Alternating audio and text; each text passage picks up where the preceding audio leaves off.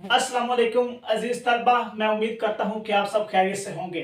अजीज तलबा, आज की इस वीडियो में हम डिस्कस करने वाले हैं कि जो जमात नहम यानी कि क्लास 9th होती है, उसका जो उर्दू का सालाना पेपर होता है उसका पेपर पैटर्न क्या होता है, यानी कि उसमें कौन कौन से सवाल और किस तरीके से आते हैं और उनके जो नंबर्स की तकसीम होती है, उनके जो नंबर्स होते हैं उनको किस तरीके से तकसीम किया जाता है। तो वीडियो को आखिर तक जरूर देखिएगा क्योंकि ये बहुत ही इंफॉर्मेटिव होने वाली है। इसमें मैं आपको पेपर पैटर्न, सवाल नंबर और उनके जो नंबर्स होते हैं वो किस तरीके से दिए जाते हैं या आते हैं उसके मुतालिक मैं आपको बताऊंगा। तो व्यूअर्स, आज का जो हमारा जमात नाम उसका उर्दू पेपर पैटर्न है, इसमें सबसे पहले हमें देखने होंगे कि नंबर्स कितने होते हैं। तो इसमें जो टोटल नंबर्स होते होते हैं वो 75 यानी कि 75 मार्क्स होते हैं और इसमें 2 घंटे और 45 मिनट यानी कि पौने 3 घंटे ऑलमोस्ट टाइम बनता है, ये आपको दिया जाता है। इसमें आपने एमसीक्यूज भी करने होते हैं और जो इंशाई तर्ज सवालात होते हैं वो भी आपने करने होते हैं व्यूअर्स। उसके बाद हमारे पास सबसे पहले एक शीट दी जाती है जब पेपर स्टार्ट होता है और साथ हमें एक और शीट दी जाती है जिसपे हमने अपना नाम और रोल नंबर वगैरह लिखना लिखना होता है।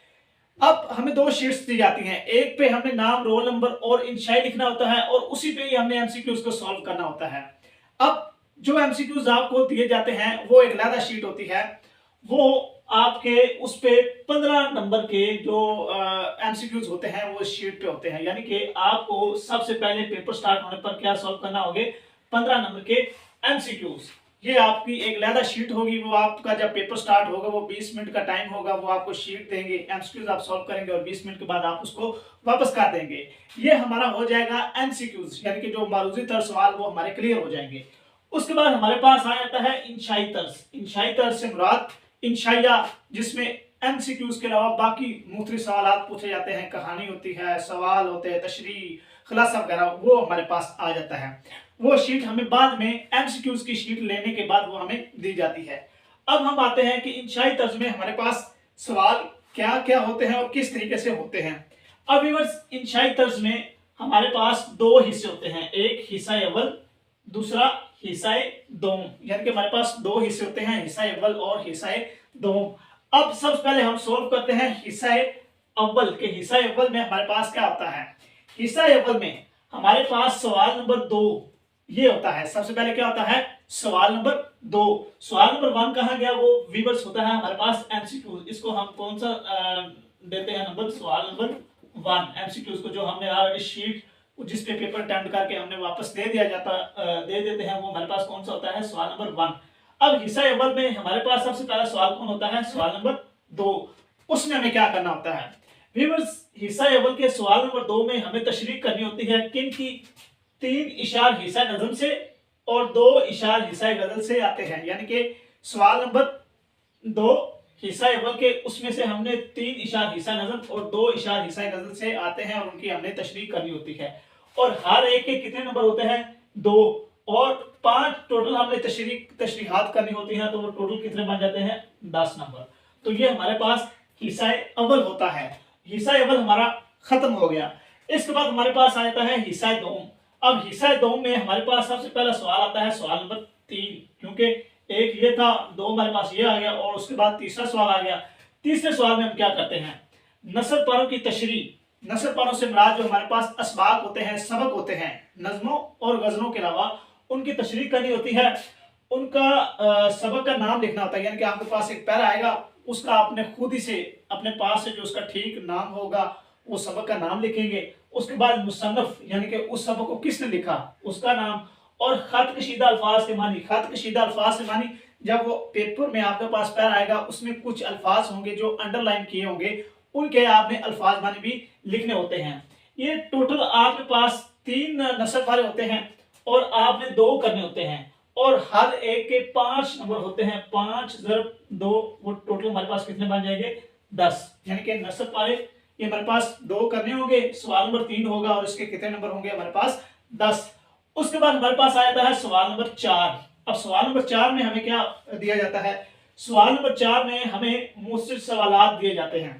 टोटल 8 होते हैं, हमने कितने करने होते हैं, 5, और हर का जो जवाब होता है वो कितने नंबर का होता है, 2। और ये असबाक से आते हैं, नज़्मों और गज़लों से नहीं, ये असबाक से आते हैं। और ये कितने नंबर के होते हैं? ये हमारे पास 10 नंबर के होते हैं। ये सवाल नंबर 4 भी मारा गया। उसके बाद सवाल नंबर 5 आ जाता है। अब सवाल नंबर 5 में हमें क्या करना होता है? सवाल नंबर 5 में दो असबाक में से किसी एक सबक का खुलासा होता है, यानी कि दो सबक आते हैं, उनके छोटे छोटे पहले दे दिए जाते हैं दोनों असबाक में।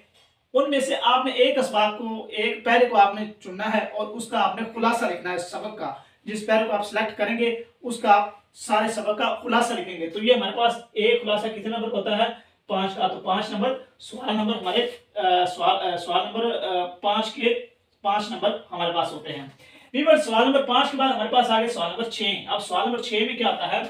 सवाल नंबर 6 में निसाब में शामिल किसी नज़म या गजल का खुलासा और शायर का नाम लिखना होता है। ये भी आपके पास दो शेर आ सकते हैं, या नज़म या गजल का नाम दे दिया जाएगा, आपने उसके शायर का नाम और उसके बाद आपने उसका मुकम्मल खुलासा लिखना है। और दो आएंगे, एक करेंगे और उसके नंबर कितने हैं? 5। तो 5 नंबर हमारे सवाल नंबर 6 के हो गए। इसके बाद हमारे पास आ जाता है सवाल नंबर 7। और सवाल नंबर 7 में क्या आता है?